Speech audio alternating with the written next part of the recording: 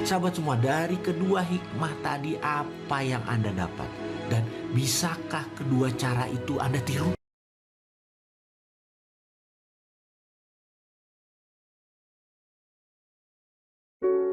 Di hari Minggu yang berawan dan langit selalu meneteskan air hujan kemarin, kami kedatangan tamu spesial berbarengan.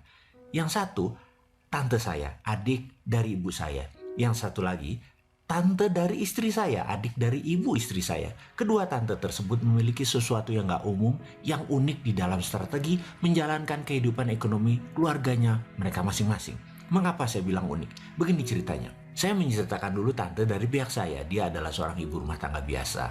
Orangnya agak nyeni, mudah bergaul dan cantik. Di masa SMA-nya dia adalah primadona sekolah dan di komplek rumah yang dulu dia pujaan banyak pria di masanya. Pergaulannya luas, bisa dibayangkan gaya hidup wanita cantik seperti tante saya ini, bukan? Mobil pasti punya, dandanannya pasti ngejreng, dan banyak hal yang memerlukan biaya yang tidak sedikit. Suaminya pegawai biasa. Yang menarik, di usia mereka saat ini di 65 tahunan, mereka terlihat pasangan awet muda karena selalu senang terus. Apa resepnya mereka bisa memiliki gaya hidup mewah namun hanya berangkat dari seorang pegawai biasa? Saya ingatkan sekali lagi, di awal pernikahan mereka, sewaktu saya masih kecil tentunya, mereka menabung menyicil rumah di bilangan Tebet, Jakarta Selatan. Suami bekerja siang malam, dinas di luar kota, sang istri bergaul namun super prihatin. Sang tante pernah cerita di tahun kelima rumah tersebut lunas dan mulai direnovasi agar terlihat mewah. Lalu beberapa tahun kemudian rumah tersebut dijual. Saya ingat sekali karena lokasinya bagus, maka harga rumahnya cukup tinggi di tahun 80-an tersebut. Mereka menjual dengan harga 800 juta. Lalu mereka membeli rumah di daerah bilangan Pejaten seharga 400 juta dan sisanya 400 juta di deposito, beli mobil jalan-jalan, hidup senang selalu mereka itu. Beberapa tahun kemudian di pertengahan tahun 90-an, mereka jual lagi rumah mereka di bilangan Pejaten tersebut seharga 1,5 miliar. Saya ingat sekali semuanya karena saya menjualkannya kepada sahabat saya yang baru menikah dan tertarik dengan rumah tersebut. Lalu mereka beli rumah di bilangan Cinere, harganya sekitar 800 juta. Yang 700 juta mereka menikmati hidup mereka, beli mobil, deposito, jalan-jalan, itu aja kerja mereka. Dan ketika tahun 2000-an awal, di tahun 2002 kalau nggak salah, mobil dan lainnya mulai menipis harta mereka. Dan apa yang mereka lakukan? Mereka menjual rumah di Cinere tadi, saya ingat harganya 2,7 miliar. Dan di tahun 2003 awal mereka pindah ke Bali. Mereka beli aset di Jalan Seminyak, beli kios dan rumah di belakangnya. Harganya 1 M karena pas ledakan bom Bali tersebut harga di Bali dibanting murah. Dengan sisa 1,7 miliar, kehidupan mereka sangat mewah dan layak. Jalan-jalan, menikmati hidup kemana-mana, anak-anak sudah besar, sudah kuliah semua saat itu. Tabungan kendaraan layak, kios disewakan.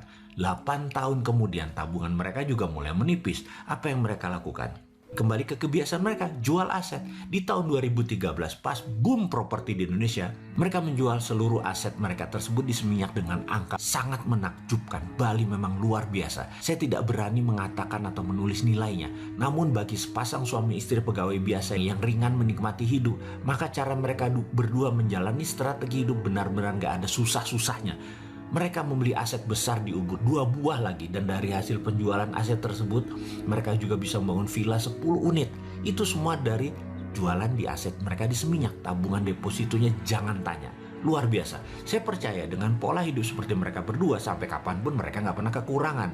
Tante saya satu lagi dari pihak istri, ceritanya mirip-mirip. 15 tahun yang lalu awal perkawinan mereka, suaminya juga hanya pegawai pabrik di Cikarang. Sang tante hidupnya hanya jualan dari arisan ke ibu-ibu arisan, dari arisan satu ke arisan yang lainnya.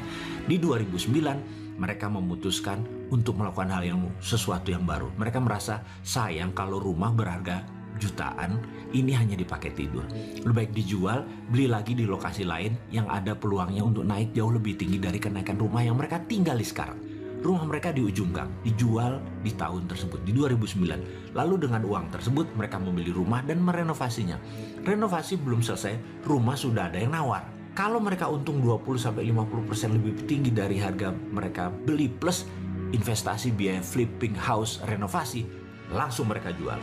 Pindah rumah lagi, beli rumah lagi, renovasi lagi. Dan sahabat, dalam waktu 11 tahun mereka sudah pindah 8 kali. Mereka percaya menjual rumah yang ditinggali jauh lebih cepat laku karena secara psikologis rumahnya terlihat cantik dan hidup. Karena itu mereka selalu menjual rumah yang mereka tinggali. Hari ini, sewaktu berkunjung ke rumah kami, mereka lagi shopping mata, cari rumah, karena rumah mereka yang baru mereka tinggali 2 bulan sudah dipanjer orang, dan dalam 2 bulan harus pindah ke yang ke-9 kalinya. Yang saya tahu asetnya sekarang ya, jika dibandingkan 11 tahun yang lalu, itu saat ini sudah naik lebih dari 1000% atau naik 10 kali lipat ketimbang rumah mereka atau harta mereka di awal yang hanya sebagai tempat tidur. Sahabat semua, dari kedua hikmah tadi apa yang Anda dapat? Dan bisakah kedua cara itu Anda tiru?